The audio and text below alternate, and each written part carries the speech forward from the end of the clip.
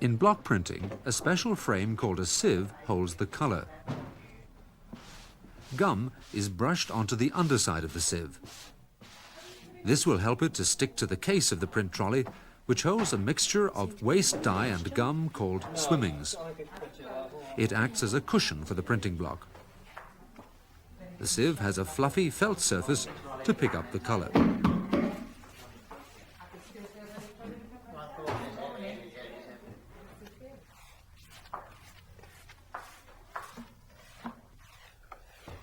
I don't think it's going to be far off, actually. Well, I just knocked this pin, I think, on the tail. The pitch pins at each corner of the block will leave behind a tiny pinhead of colour on which the printer can drop his block time after time.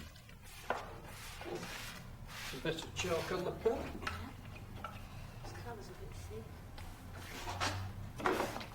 Let's see how she prints.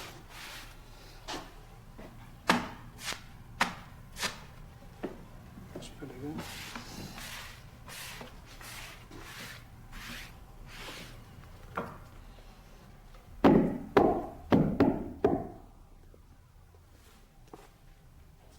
Well, that's pretty good. Just check the joints.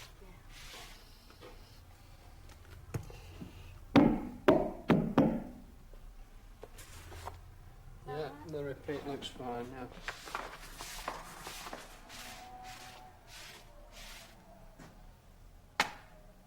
It's a nice dip. No wind.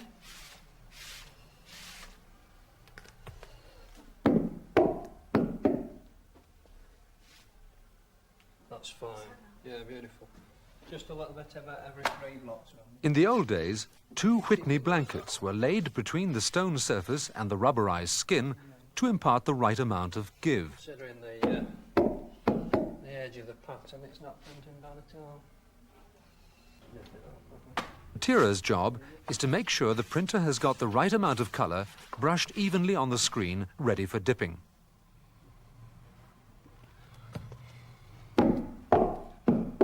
Have we got the blocks colour ready for tomorrow morning? And I've seen Tira's in tears I'll have to, where she couldn't get it right. just check. She's Right one. more crying at temper, and the bloke who's nagging her to get it right. You know, come on, girl, you ain't get that right. What's the matter with you? You know, I had a row with the old man this morning. Let's get it right. She was a good 40% of the task. Those are new brushes what you've got there, what are they like? Yeah, they're better because the others, the last lot of brushes we had, the bristles kept coming out in the surf. The art was to get that so you couldn't see a joint and it looked dead even. As I was saying, was like it grow there. And that was a good Tira. Just a little more on, please, will you?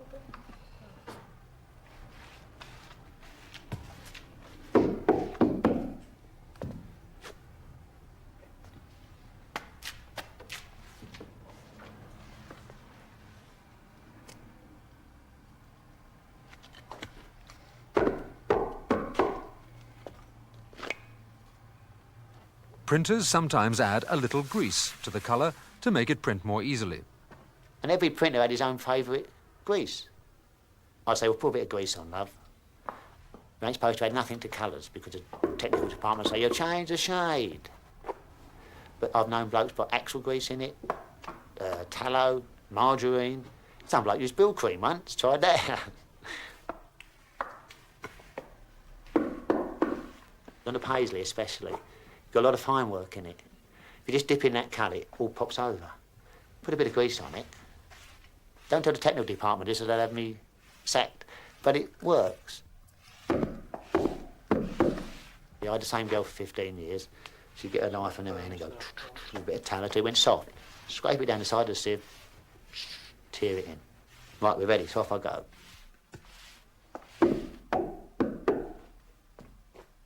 We look at it together.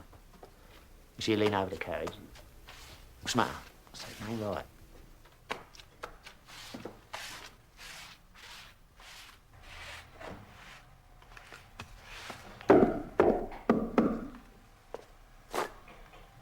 I cheered for one fella, another story.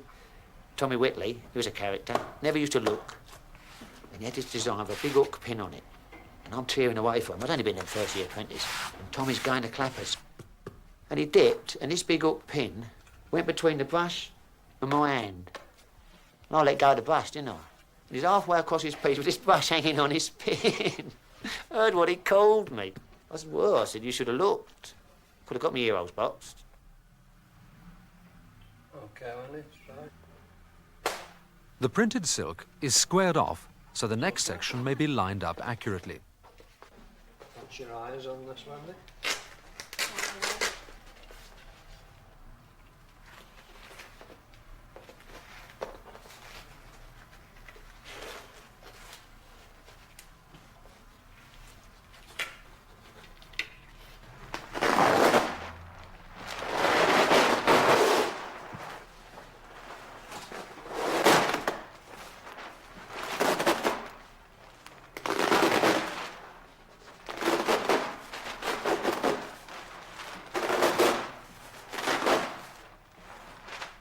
Okay, Wendy? Nice and easy.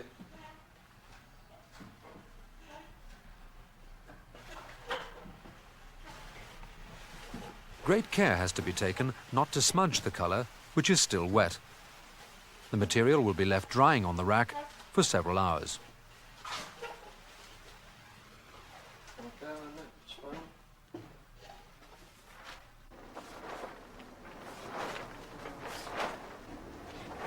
Colours are now dry, but not fast. The material is wound between layers of hessian to prevent the silk touching and marking off.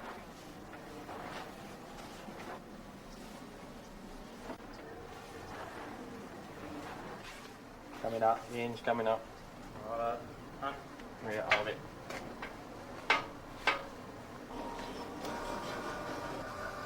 The silk is lowered into a chamber where it is steamed for 1 hour at 190 degrees Fahrenheit to fix the colours.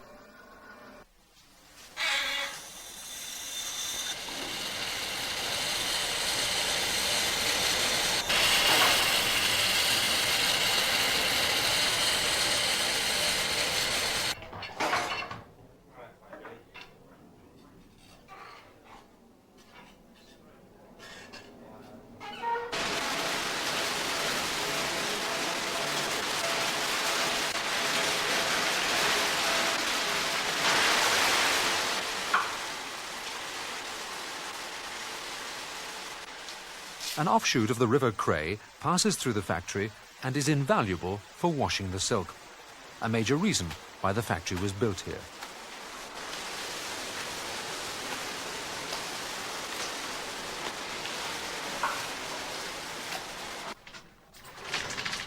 These brightly coloured lengths in the drying room are destined for the secret madder process.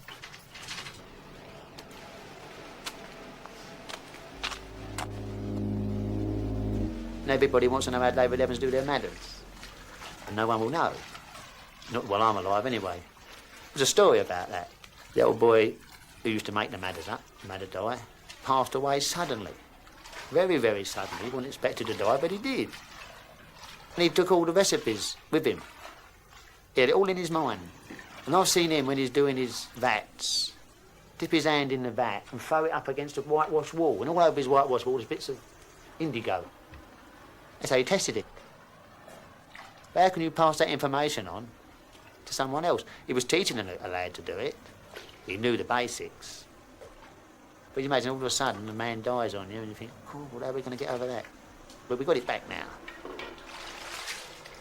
Dye from the madder root was used for the wrappings of Egyptian mummies and is one of the oldest methods of dyeing known to man.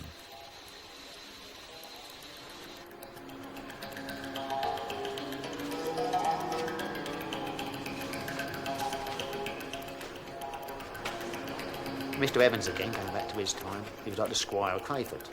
Kept his herd of cows, especially for the madders.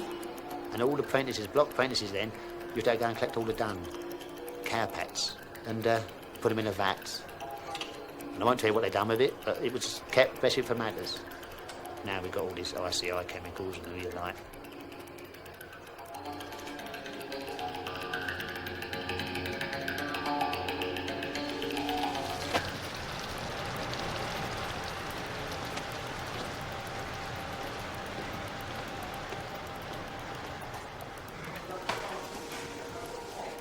Their strident colours softened by the madder process, these printed squares look like crumpled cotton. There's a couple more of these yellow lizarines coming through again.